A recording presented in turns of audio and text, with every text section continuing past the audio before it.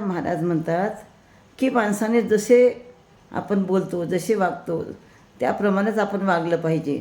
म्हणून काय म्हणतात, जैसे दावी तैसा राहे, तरी का देव दुरी आहे. दुःख पावयाचे मूळ, राहणी ठाव नाही ताळ.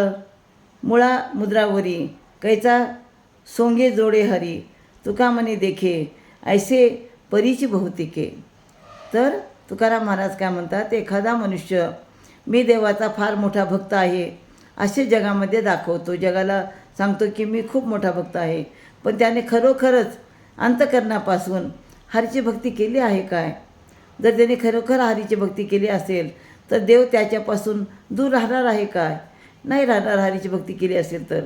पण ढोंगी माणसाला दुःख होते, कारण त्याच्या बोलण्यात आणि वागण्यात कोणत्याही प्रकारचा ताळमेळ नसतो. म्हणजे बोलतो एक आणि वागतो दुसरंच.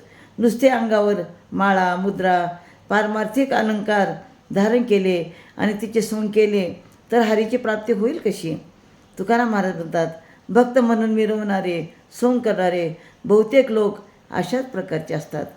तर तुकाराम महाराजांचं म्हणणं आहे की तुम्ही ईश्वराची मनापासून भक्ती करा. असं तुम्ही पारमार्थिक अलंकार धारण करून, म्हणजे माळा, मुद्रा, भगवे वस्त्र धारण करून तुम्हाला भगवंताची प्राप्ती होणार नाही. भगवंताची प्राप्ती करायची असेल तर तुम्हाला मनातून श्रद्धेने ईश्वराचं नामस्मरण करायला पाहिजे. रामकृष्ण हरी.